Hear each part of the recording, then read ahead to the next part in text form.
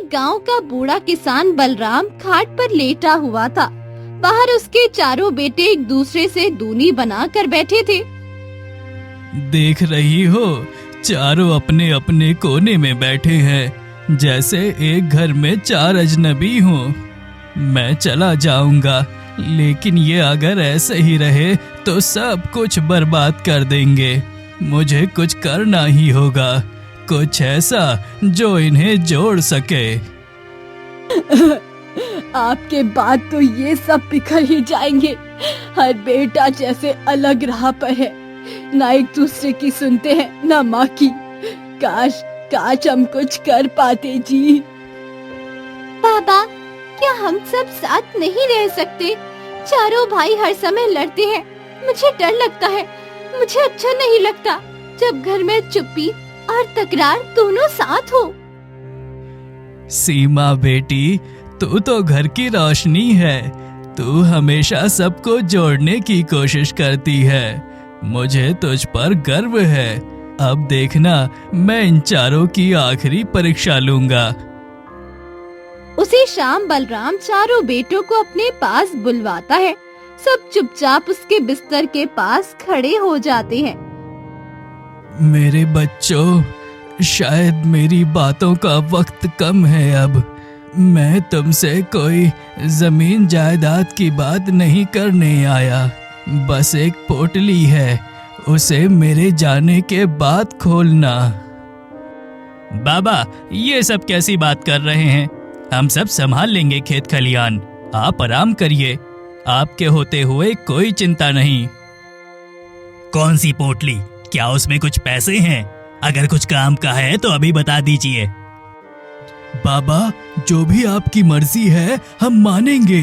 पोटली में जो भी राज है हम साथ मिलकर समझेंगे। बस आप चिंता ना करें। मुझे खुशी है कि तू समझदार निकला। मैं देख रहा हूँ हर बेटा अलग रंग का है, पर रंग मिले तो तस्वीर बनती है। अब जो करना है तुम चारों को मिलकर करना है, वरना सब बिखर जाएगा। बलराम की आंखें धीरे धीरे बंद हो जाती है। पूरा घर सन्नाटे में डूब जाता है। अगली सुबह गांव के लोग अंतिम संस्कार में जुट जाते हैं। माँ, पापा चले गए। अब क्या होगा? भाई लोग तो पहले से ही बात नहीं करते। अब कौन संभालेगा सब? माँ, कौन संभालेगा? सीमा, ये पोटली देख रही हो? तुम्हारे बाबा ने इसे संभाल कर रखा था। अब वक्त है बेटा, इसे बेटों को देने का। गीता चारों बेटों को बुलाकर पोटली उनके सामने रख देती है। ये पोटली ही थी बाबा की आखिरी बात। हम तो कुछ और सोच रहे थे। खैर, खोलो इसे। देखते हैं, शायद कुछ काम का हो। अगर कुछ नहीं निकला तो मैं इस खेत को ही बेच दूंगा। कर्ज में डूबा हूँ, कोई चमत्कार नहीं होने वाला। भाई, ऐसा मत बोलो। बाबा ने कुछ सोचा होगा। उन्हें हमारी परवाह थी, तभी कुछ छोड़ कर गए। हमें मिलकर देखना चाहिए। देखो, इसमें 4 कागज और एक चिट्ठी है। हर कागज पर हमारा नाम लिखा है, और ये चिट्ठी शायद बाबा की आखिरी बात। चारों बेटे पोटली से निकली चिट्ठी को ध्यान से पढ़ने लगते हैं। मेरे खेत में एक रहस्य छिपा है जो तुम्हें अमीर बना सकता है, लेकिन शर्त है कि तुम चारों अगले 3 दिन तक साथ रहकर खेत की देखभाल करो, बिना किसी झगड़े के एकजुट होकर। तभी उस छिपी चीज तक पहुंच पाओगे। ये क्या मजाक है? खेत से खजाना निकलेगा, वो भी बिना लड़ाई किए। बाबा को हमारी लड़ाइयों का पूरा भरोसा था लगता है। खजाना? अगर खेत में कुछ छिपा है तो निकालते हैं। 3 दिन चुप रहने का नाटक करना पड़े तो चलेगा। अगर कुछ नहीं निकला तो? हम पहले से परेशान हैं और ये खेल शुरू कर दिया। बाबा क्या साबित करना चाहते थे? भैया, पापा कुछ सोच कर ही गए होंगे। शायद वो देखना चाहते थे कि हम सब साथ रह सकते हैं या नहीं। कम से कम एक बार कोशिश तो करो भैया। आखिरकार चारों भाई राजी हो जाते हैं कि अगले 3 दिन खेत की देखभाल बिना झगड़े के करेंगे। ठीक है, मैं सुबह की सिंचाई संभाल लूंगा। भीम, तू हल चला लेना, मगर टेढ़ा मत करना। अगर कोई टांग खिंची तो याद रखना, मैं चुप नहीं रहूंगा। चिंता मत कर भाई, 3 दिन की बात है, फिर तो खुदाई कर लेना जितना मन हो। बस तू अपने गुस्से पर लगाम रख लेना। मैं बीज छांट लूंगा। माँ हमेशा कहती है कि बीज चुनते वक्त मन साफ होना चाहिए। शायद इस बार कुछ अच्छा हो जाए। मैं वक्त का ध्यान रखूंगा। सुबह शाम सब काम समय से होगा। हमें एक टीम की तरह काम करना होगा। बाबा हमें देख रहे होंगे कहीं से। खेत में तीनों भाई काम में जुटे रहते हैं। झगड़े की जगह मुस्काने और चुपचाप मेहनत दिखने लगती है। माँ, देखो ना, ये तो किसी चमत्कार जैसा लग रहा है। सभी भाई एक साथ बिना लड़ाई के काम कर रहे हैं। पापा की योजना सच में असर कर रही है। माँ, बेटी, मुझे भी यकीन नहीं हो रहा। जिस घर में दिन रात तकरार थी, अब शांति है। बलराम जी, आपका शुक्रिया। आप दूर होकर भी घर संभाल रहे हैं। तीसरे दिन शाम होते ही घर पे खत आ पहुंचता है, जिस पर बलराम के बेटों के नाम लिखे होते हैं। भीम खत को लेता है और पढ़ता है। इसमें लिखा है, ये खेत तुम्हारे बाबा ने मेरे पास गिरवी रखे थे। साथ में सेठ जगत राम ने दस्तावेज वाले कागज भेजे हैं और लिखा है 5 दिन में 5,000 रुपए दो, वरना खेत जब्त। ये बात किसी ने क्यों नहीं बताया? बाबा ने भी कभी जिक्र क्यों नहीं किया? अब क्या करेंगे? हम तो उम्मीद कर रहे थे कि कोई खजाना निकलेगा। अब तो खेत भी हाथ से जाएगा। ये तो सपना टूटने जैसा लग रहा है। रुको, घबराने से कुछ नहीं होगा। शायद बाबा ने इस दिन के लिए भी कुछ सोचा हो। हमें पूरा भरोसा रखना होगा। धीरे धीरे शाम ढलने लगती है और एक बूढ़ा आदमी दरवाजे पर आके खड़ा था और चारों भाई उसे हैरानी से देख रहे थे। तुम सोच रहे होंगे मैं कौन हूँ? मैं बलराम का बचपन का दोस्त हूँ। बलराम ने मरने से पहले मुझसे एक वादा लिया था। कौन सा वादा? और हमें पहले क्यों नहीं बताया गया तुम्हारे बारे में? हम पहले से ही उलझन में हैं। उसने कहा था कि अगर बेटों में लड़ाई ना हो और 3 दिन साथ काम कर लें तो मैं आकर उन्हें रास्ता दिखाऊं। अब मैं यहाँ हूँ क्योंकि तुमने वो वादा निभाया है। रास्ता? कौन सा रास्ता? सेठ हमारी गर्दन पर खड़ा है, खेत छीनने की धमकी दे रहा है। खजाना तो मिला नहीं, अब खेत भी चला जाएगा। भैया शांत हो जाओ। हो सकता है बाबा ने इस बूढ़े के जरिए ही कोई हल रखा हो। हमें बात सुननी चाहिए। चाचा जी, क्या आपको कुछ मालूम है उस खजाने के बारे में, या फिर सिर्फ दिलासा देने आए हैं? हमारे पास वक्त बहुत कम है। बलराम ने कहा था खेत में कुछ है, पर उससे पहले बेटों को साथ लाना जरूरी है। उसने हर चीज सोच समझ कर रखी है और अब मुझे यकीन है तुम लोग तैयार हो। रघुनाथ चुपचाप खेत की ओर इशारा करता है और कहता है, असली जवाब खेत में पेड़ के पीछे छिपा है, लेकिन याद रखना जो मिलेगा वो हर किसी की सोच से अलग होगा। मैं तैयार हूँ, चाहे जो भी निकले अब सब जानना है। अगर खाली भी निकला तो बाबा को दोष नहीं दूंगा। सेठ के पैसे का इंतजाम नहीं हुआ तो हम सब सड़क पर आ जाएंगे। अगर बाबा ने कुछ छुपाया था तो अब वक्त है बाहर लाने का। हम सब साथ हैं, यही सबसे बड़ी बात है। जो भी होगा मिलकर सामना करेंगे। चलो खेत चलते हैं। चारों भाई और रघुनाथ खेत की तरफ बढ़ते हैं। तभी रास्ते में सेठ आ जाता है। अरे अरे, ये क्या तमाशा है? तुम लोग खेत की तरफ क्यों जा रहे हो? खेत अब मेरा है। ये दस्तावेज देखो।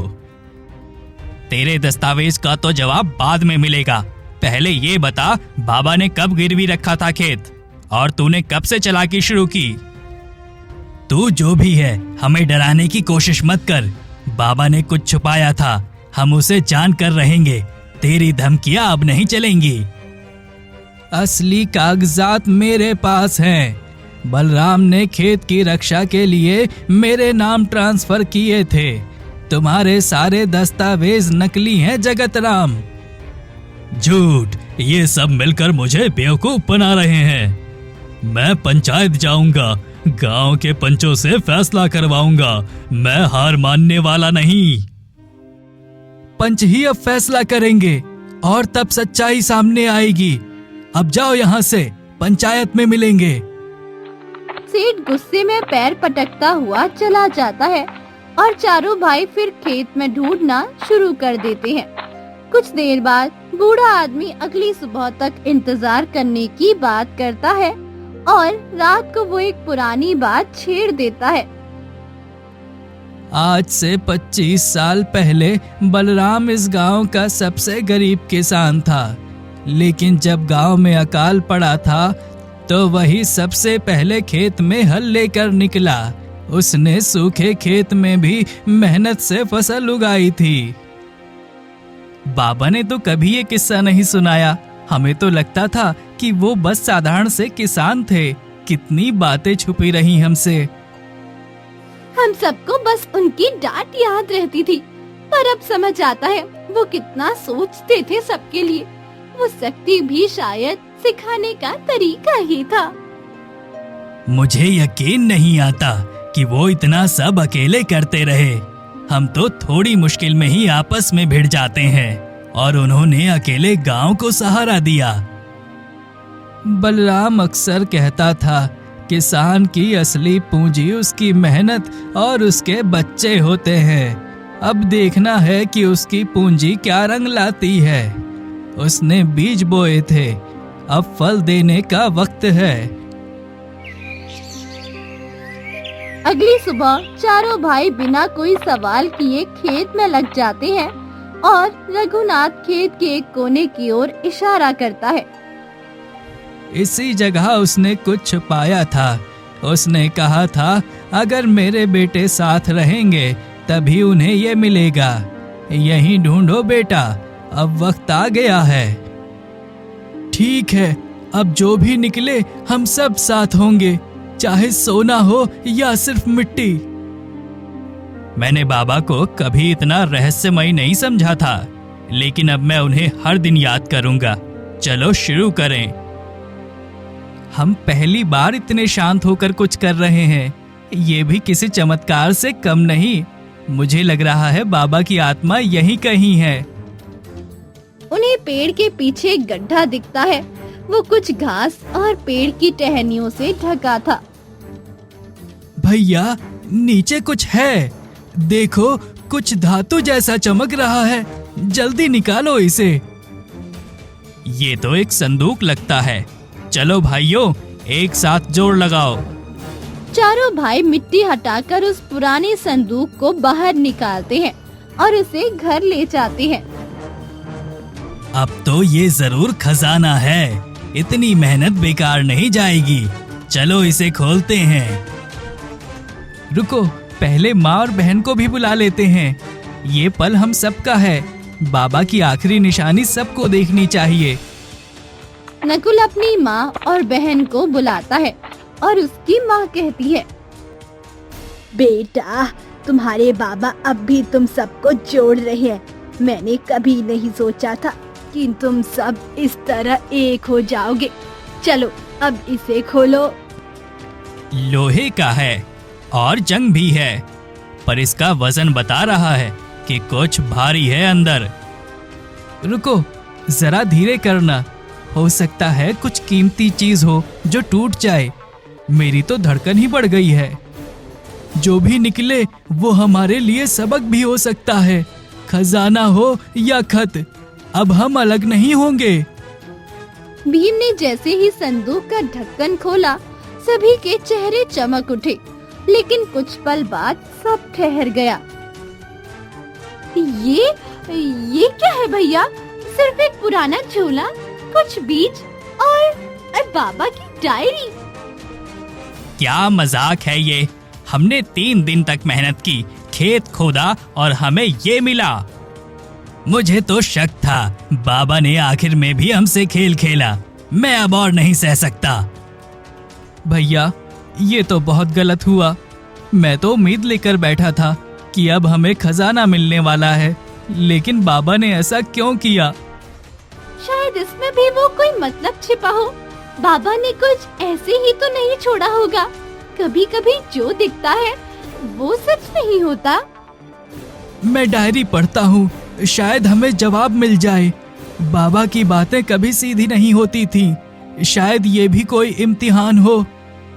सहदेव डायरी खोलता है और पहले पन्ने को पढ़ते ही उसकी आंखें नम हो जाती है। मेरे बच्चों, अगर तुम ये पढ़ रहे हो तो इसका मतलब है तुमने साथ रहना सीख लिया है।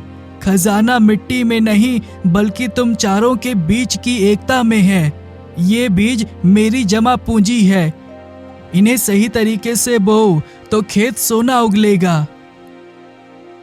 तो ये सब एक सबक था, हमारा धैर्य, समझदारी और साथ रहने की परीक्षा। बाबा, आप सच में अलग थे। मैंने तो सिर्फ ताकत दिखाई, बाबा ने समझ सिखा दी। मैं शर्मिंदा हूँ। हमें सोना चाहिए था, पर हमें आपस का भरोसा मिला, और अब ये बीज भी हैं। शायद इन्हीं से असली खजाना उगेगा। तुम्हारे बाबा को जो चाहिए था वही हुआ। तुम सब साथ आए, एक हो गए।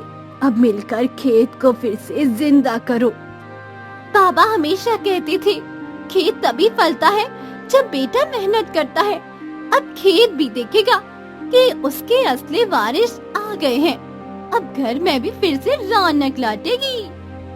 सहदेव फिर से डायरी पढ़ता है।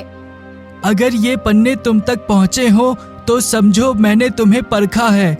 तुम्हारा लालच नहीं, तुम्हारा साथ मेरे लिए असली खजाना है। ये बीज आम नहीं, मेरे जीवन भर की खोज है। तो बाबा ने सचमुच कुछ बड़ा किया था। हमें तो लगता था वो सिर्फ एक साधारण किसान थे, पर वो तो दूरदर्शी निकले। उन्होंने हम सबको एक कर दिया, इतने सालों की दूरियों को मिटा दिया। ये तो सच्चा जादू है। मैं हमेशा गुस्से में रहता था, पर बाबा के एक फैसले ने मेरी सोच बदल दी। अब हम चारों मिलकर ही खेत संभालेंगे। तभी बाहर अचानक शोर मचता है। गांव का सेठ जगत राम कुछ लोगों के साथ दरवाजे पर चढ़ाता है। अरे ओ बलराम के बेटो, अब ज्यादा नाटक मत करो। मेरे पास वैध दस्तावेज हैं। खेत अब मेरा है। पैसे नहीं दिए तो खेत चला जाएगा। सेठ, तो फिर आ गया। तेरी बातों का जवाब कल भी दिया था। अब तो सबूत भी है हमारे पास। तेरे दस्तावेजों से ज्यादा भरोसेमंद हमारे बाबा की वसीयत है, और अब हमारे साथ गांव वाले भी हैं। अब तेरी चालें नहीं चलेंगी। ये देखो सेठ, बलराम ने ये जमीन मेरे नाम कानूनी रूप से लिख दी थी। तेरे कागज नकली हैं और ये पंचायत के सामने साबित भी हो चुका है। झूठ, ये सब मिलकर मुझे फंसा रहे हैं। मुझे विश्वास नहीं है किसी पर। मैं गांव के पंचों के पास जाऊंगा। अगले दिन सभी पंचायत में जाते हैं और सरपंच कहता है, हमने दस्तावेज देख लिए हैं जगत राम। तेरे कागजों पर ना तारीख सही है, ना गवाह। तेरी बातों में भी दम नहीं है। बलराम ने वसीयत वक्त रहते बनाई थी और रघुनाथ जी गवाह हैं। अब गांव की पंचायत ये तय करती है कि खेत उसके बेटों का है। तुम सब एक साथ मिलकर मुझे नीचा दिखा रहे हो, लेकिन याद रखना, जगत राम हार मानकर चुप नहीं बैठेगा। अब तो जितना भागेगा उतना गिरेगा। हमने जो कमाया है वो खून पसीने से है, अब कोई चालाकी नहीं चलेगी। जा बेटा, जहाँ जाना है जा, लेकिन याद रख ये घर अब एकजुट है, अब कोई इसे तोड़ नहीं सकता।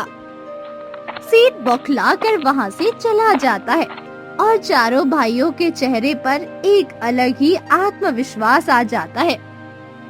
कभी सोचा नहीं था कि हम चारों ऐसे एक साथ खड़े होंगे। आज बाबा होते तो कितना खुश होते। हमने उनका सपना जिंदा कर दिया। अब खेत को भी वो मिलेगा जो सालों से नहीं मिला, एकता, प्यार और मेहनत। अब ये मिट्टी भी मुस्कुराएगी, देखना। जगत राम की हार के बाद गांव में चारों भाइयों की एकता की चर्चा हर तरफ होने लगी थी। चारों भाई खेत साथ जाते थे। अब जब साथ हैं तो खेत भी फिर से मुस्कुराएगा। हर सुबह खेत बुलाएगा और हर शाम सुकून देगा। बाबा की मिट्टी अब हमसे दूर नहीं। मैंने कभी सोचा नहीं था कि एक दिन ये खेत मुझे अपना लगेगा। ये सिर्फ जमीन नहीं, बाबा का सपना है। अब इसे कोई नहीं छीन सकता। इन बीजों में बाबा की मेहनत, ममता और मकसद है। अब इन्हें मैं सीने से लगाकर बोऊंगा। हर पौधे में बाबा को जिंदा देखूंगा। माँ मन ही मन सोचती है, बलराम, आपका सपना पूरा हुआ। आपके चारों बेटे आज एक हो गए हैं। आपके संस्कार जीत गए। माँ, अब घर में लड़ाइयों की आवाज नहीं, हल्की आवाज सुनाई दे रही है। पहली बार इतना अच्छा लग रहा है। माँ, खेत में हल चलता है, भाई मिलकर बीज बोते हैं और कुछ ही हफ्तों में हरियाली से पूरा खेत भर जाता है। क्या बात है! ये देखो, पहली बार खेत ने इतनी प्यारी मुस्कान दी है। बाबा का खजाना सच में यही था। अब मेहनत में मजा आने लगा है। दिन भर थकता हूँ पर दिल भर आता है। बाबा को अब शिकायत नहीं होगी। मैं तो हर रोज इस मिट्टी से बातें करता हूँ, जैसे बाबा अभी भी यही हैं, बस दिखते नहीं पर महसूस होते हैं। अब हमें औरों की भी मदद करनी होगी। गांव में और किसान भी हैं जो टूटे हुए हैं। बाबा चाहते थे कि हम आदर्श बने, अब वो वक्त आ गया है। 1 महीने बाद खेत में दुगनी फसल होती है, जितनी कभी बलराम के जमाने में भी नहीं हुई थी। तुम चारों ने कमाल कर दिया बेटा। इस गांव को फिर से उम्मीद दी है। बलराम की आत्मा आज जरूर गर्व कर रही होगी। मेरा काम पूरा हुआ। अब इस गांव से विदा लेने का वक्त है। बलराम ने जो शुरू किया था, तुमने उसे मुकाम तक पहुंचा दिया। आप तो हमारे बाबा जैसे ही हैं, कहीं मत जाइए। आपके बिना ये घर अधूरा लगेगा। बेटा, मैं कहीं नहीं जा रहा। मैं हमेशा यही रहूंगा, तुम सबकी यादों में, इस खेत की मिट्टी में। रघुनाथ चुपचाप गांव छोड़ देता है और पीछे छोड़ जाता है एक परिवार जो फिर कभी ना टूटेगा। जो मिलकर खजाना ढूंढते हैं, उन्हें अक्सर खजाना नहीं, परिवार मिल जाता है और वही सबसे बड़ा धन है।